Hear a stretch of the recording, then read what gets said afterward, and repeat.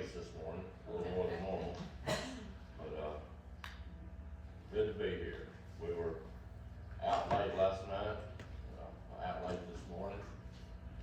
We got home from Auburn got in bed about 3 this morning. People say, why do you go that far and lose? I don't know.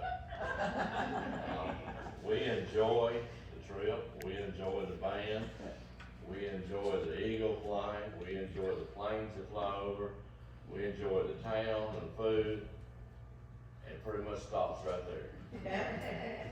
We Alabama fans still for you. Alabama won 4 games already, 5 games already. Yes, they have, and Tony, I don't doubt you, but I don't know many Alabama fans that feels for us. Not the calls I get and the messages I get anyway. Again, thank you for being here. Thank you for allowing me the opportunity to speak to you this morning. Andrew is working. I think he'll be back next week. I think they swapped his days on him, but he'll be back next week. Let's remember, this is October. We've entered into the month of October, so we have our homecoming coming up. I talked to Kip Green this week, and he's looking forward to it. He will be here for 10 o'clock, and then worship, and then 2 o'clock in the afternoon also, and have lunch with us. So, looking forward to that. We have our trunk or treat coming up the week after that on the 30th, so rest up, because the last couple of weeks we're going to have some activities going on, so be mindful of that. This morning we're going to talk about and focus our attention on being ready, being prepared. There's a song that we'll sing in just a few minutes, the invitation song on 674 says, there's a great day coming, a great day coming. The song also goes on to mention a sad day. There's also a sad day coming for some. The question that is asked in that song is, are you ready? One of the most important questions, if not the most important question you'll ever answer. Are you ready? So the key for us today and every day is to be prepared. Because we don't know when that day will come. Be prepared, be ready, for there's a great day coming. If you want to turn over to Matthew chapter 25, we'll use the first 13 verses there. It's a familiar text to everyone. Everyone is, I'm sure, familiar with it. Probably knows it by heart. It's the story of the 10 virgins, the parable taught there. And the point here is very clear. The point here is very simple. Be prepared. Be ready at all times. Because you never know when the unexpected may happen. In this parable, there's 10 virgins. They're waiting for the arrival of the bridegroom. They all have prepared their lamps. They all have oil in their lamps.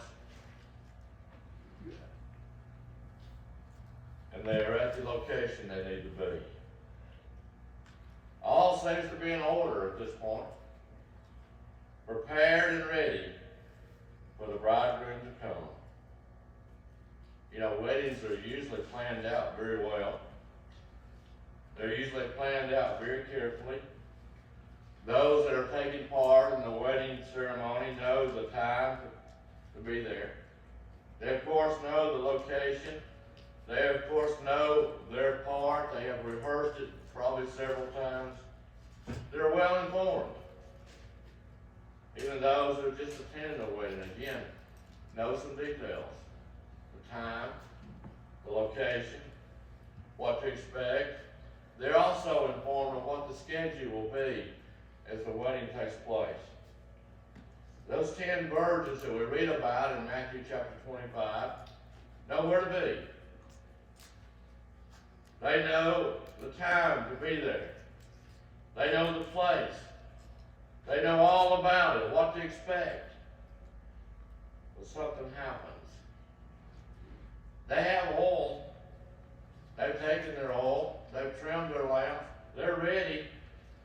But then something happens. In verse 5 it says the bridegroom was delayed. Now we got a problem.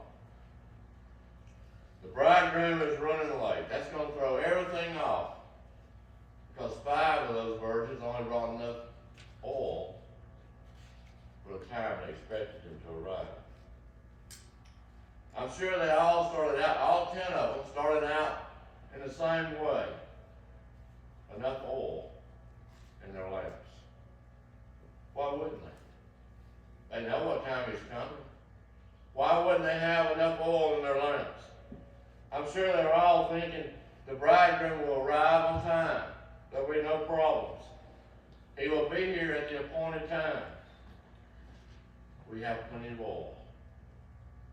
But again, something happens. The bridegroom was late. They were not prepared for his delay. They were not prepared for him running late, whatever the reason may be. They were not ready, so they run out of oil. It's panic time now. It's panic time. 5 of those virgins had the answer. They had the oil. Maybe brought extra. They were ready. They were prepared for whatever may happen. They were prepared for the unexpected. But 5 wasn't. Panic time. How many of us ever run out of gas? I'm gonna raise my glasses and look at somebody in the back. Okay, we got hands going up. I have to. I'll raise my hand. It's panic time, isn't it? You look at that gauge and you see it's on empty. Or that light has come on and it's flashing at you. There's a problem now. It's panic time. According to a recent survey, at least 500,000 people a year call for roadside service because they've run out of gas. That's amazing. I thought I might be the only one. It's panic time. I'm out of oil. Those 5 virgins are thinking now. It's panic time. You know, we start out with enough gas, just like those 5 virgins did. And we think, well, I've got plenty. I've got plenty to make this trip. Maybe it's further than we thought. Maybe it's problems up the road that throw us off. Maybe there's an accident on the road. Whatever the reason may be, whether it's just being lazy, and I'm speaking for myself, or whatever it may be, we run out of oil. And when that gauge, when that light comes on, when that tank is empty, it's panic time. But it's too late, isn't it? It's too late. We could have prepared better. We could have been ready. We could have thought about what could happen. The unexpected sometimes does happen. When that fuel light lights up, it's too late. And 5 virgins realized that when they had no oil. Matthew 25, verse 6 now says, and at midnight a cry was heard, the bridegroom is coming. He's coming. He's on his way. And it's midnight of all times. Were they ready? They were not ready. Throughout history, man has viewed midnight as a time of fear, as a time of uncertainty, and even a time of death. It can be a time when sleep is disturbed, unexpected, unwelcome. Problems and news arise. That's what happened here in Matthew 25, verse 5. It says they slumbered and slept. In verse 6, at midnight the cry is heard. Here he comes. Here comes the bridegroom. He's on his way.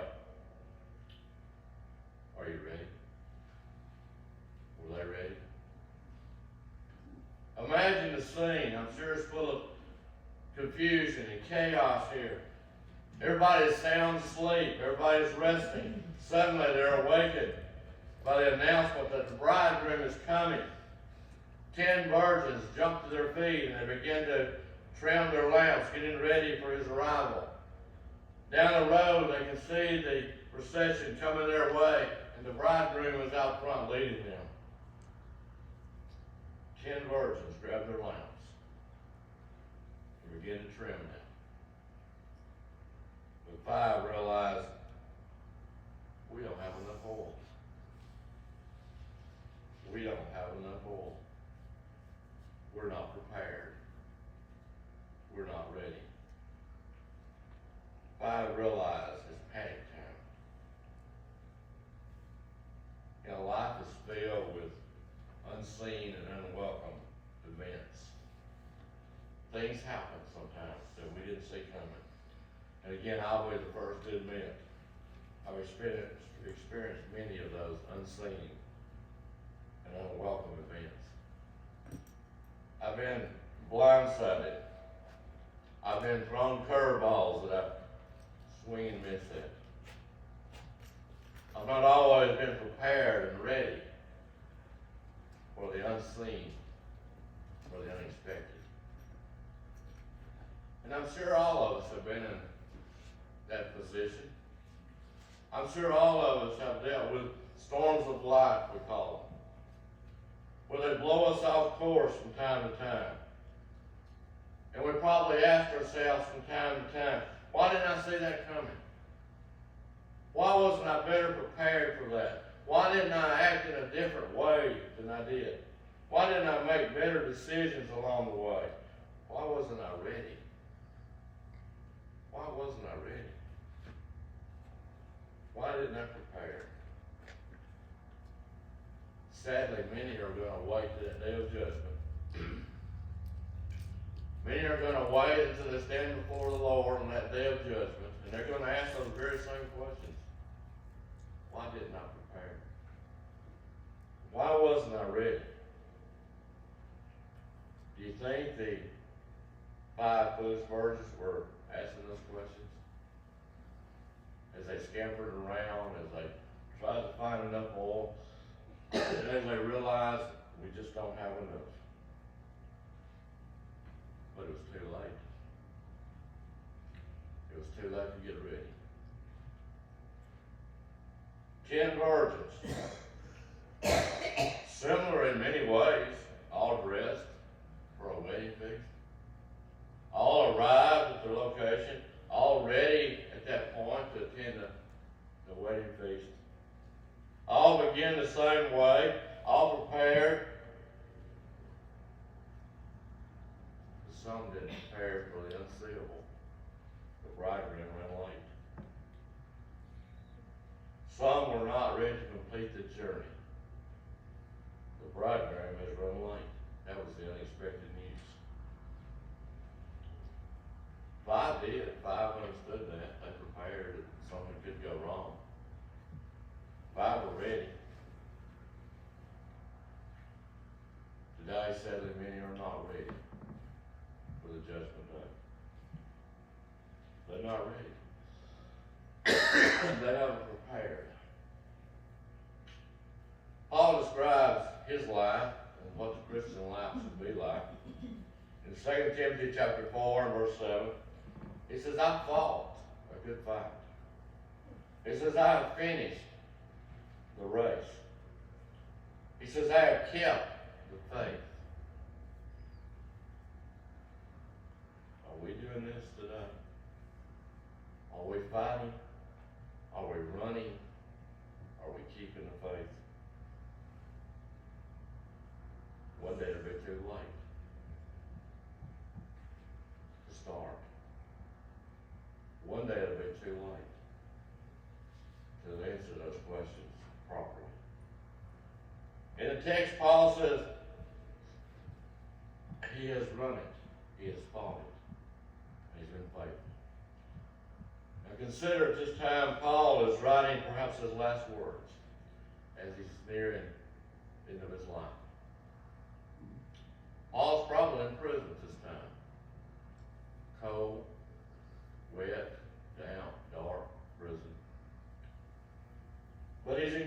encouraging us. He's encouraging the young preacher Timothy here.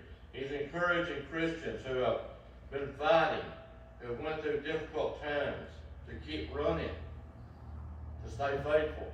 And he's encouraging me and you, no matter what we are going through, to keep running, keep fighting, keep the faith.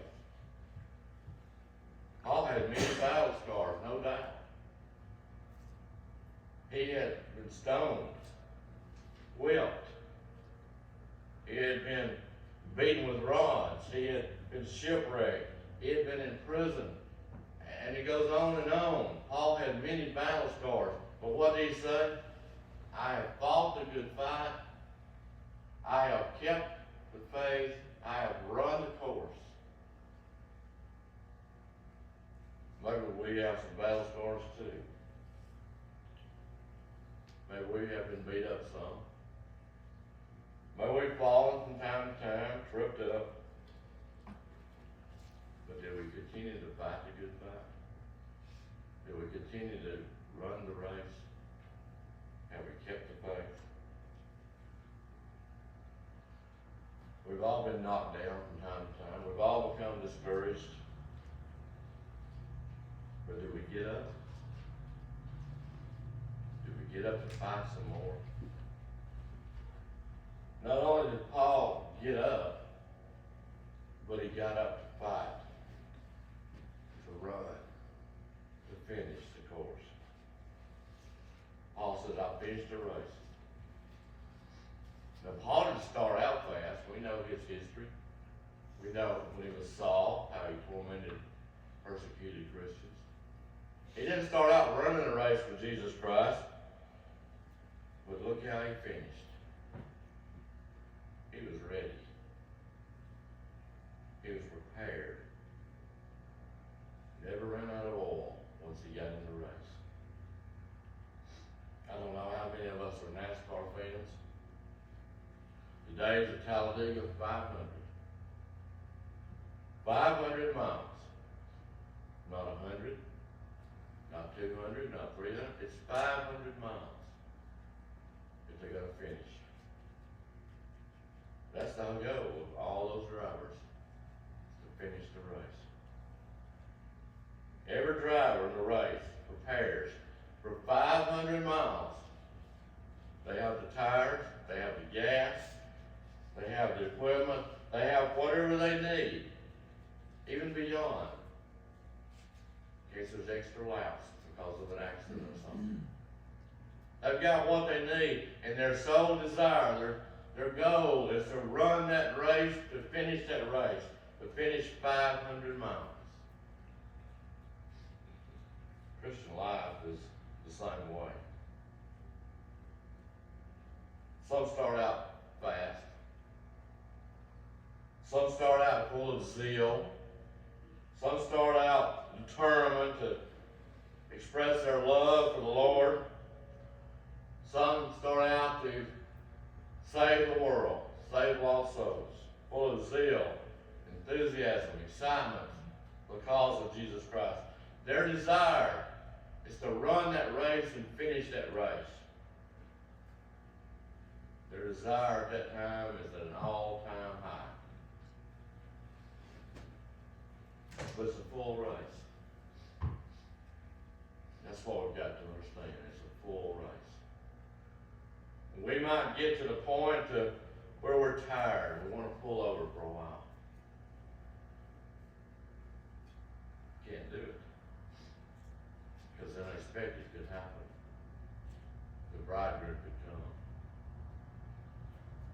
We have to be ready. We have to be prepared. We have to be ready to finish the race that we started. So this morning, the question now is, how will you finish? It doesn't matter how you started, you started. How will you finish? If the finish line is today, if life ended today or our Lord came back, where would you finish? What would the Lord say to you? Well done? Or depart from me, I never knew you. prepared? Are you ready? Again, sadly, many won't endure the whole race. We could look around here this morning at a number of people that started the race, maybe with us, maybe since us, that started to run. Where are they now? Where are they now? All of us go through trials and temptations. All of us stumble from time to time. We might even slow down, but we have to stay in the race. All of us have those times where we maybe are tripped up, maybe even get knocked down, but we got to get up and run some more. Are you getting up as Paul did? Are you dusting yourself off as Paul did and getting right back in the fight? Right back in the race, living faithful to the finish. Again, are you ready?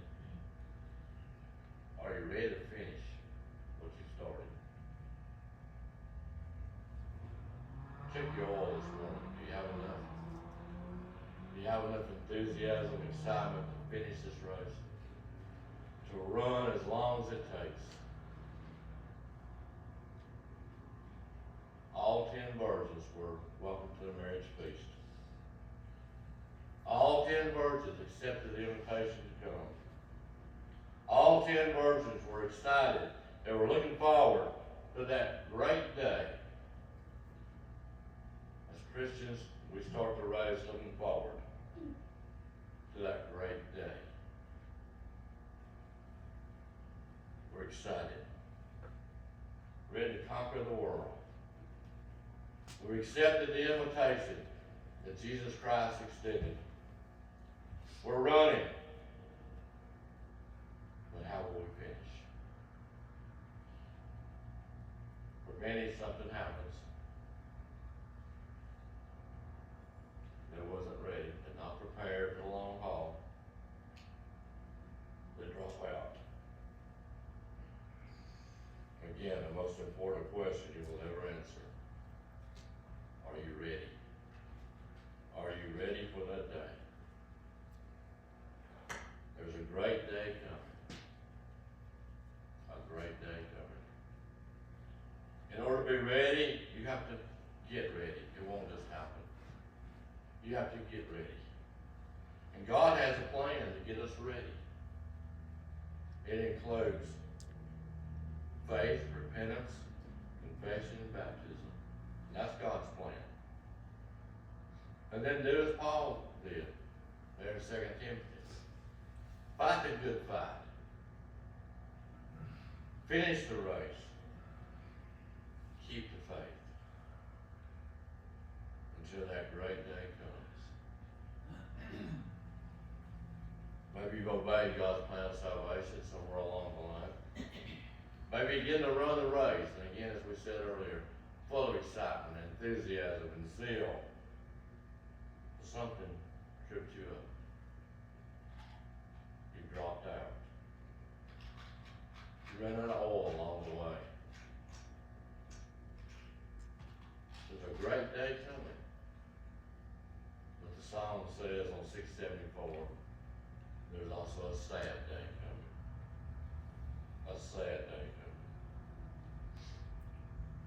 5 foolish virgins.